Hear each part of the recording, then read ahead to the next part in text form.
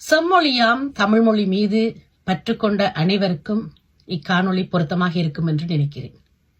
தமிழ் மொழியை ஆங்கிலத்தில் தமிழ் என்றும் பிரெஞ்சு மொழியில் தமிழ் என்றும் அழைக்கப்படுகிறது. ஆனால் ஒரு விடயம் தெரியுமா உங்களுக்கு? பாண்டிச்சேரியில் தமிழ் மொழியை எப்படி அழைக்கிறார்கள் என்று? தமிழ் என்று அழைக்கிறார்கள். இது அவர்களுடைய பிழை அல்ல, அவர்களுக்கு கற்றுக் கொடுத்த ஆசிரியர்களுடைய பிழை என்பதை நான் புரிந்து கொண்டேன். பாரிஸ் மண்ணில் என்னோடு பழகும் பல பாண்டிச்சேரி மக்கள் தமிழ் மொழியை தமிழ் என்று அழைக்கிறார்கள்.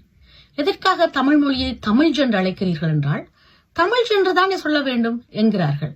பள்ளிக்கூடத்தில் எங்களுக்கு அப்படித்தானே சொல்லிக் கொடுத்திருக்கிறார்கள் என்கிறார்கள்.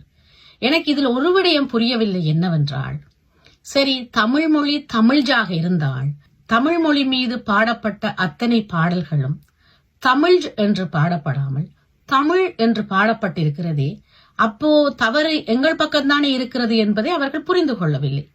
தாங்கள் சொல்வது சரியென்றே என்னோடு வாதிடுகிறார்கள். இந்த தவறை எப்படி திருத்துவதென்று எனக்கு புரியவில்லை. தயவு செய்து உங்களுக்கு தெரிந்தவர்களாக இருந்தால் அல்லது பாண்டிச்சேரி மண்ணை சார்ந்தவர்களாக இருந்தால் தமிழ் மொழியை தமிழ் மொழியாகவே உச்சரியுங்கள். மொழியின் பெயரை தவறாக உச்சரிக்கும் பொழுது நீங்கள் அந்த மொழியை எப்படி சரியாக பேச முடியும் என்பதையும் புரிந்து கொள்ளுங்கள்.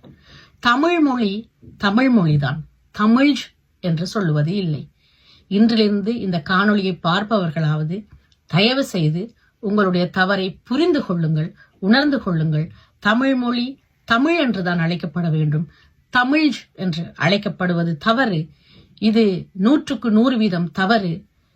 பாரதிதாசனும் பாரதியும் வாழ்ந்த மண்ணில் பிறந்த நீங்கள் தமிழ் மொழியை இப்படி அழைப்பது மிகப்பெரிய தவறு என்று புரிந்து கொள்ளுங்கள், உணர்ந்து கொள்ளுங்கள், திருத்திக் கொள்ளுங்கள். நன்றி.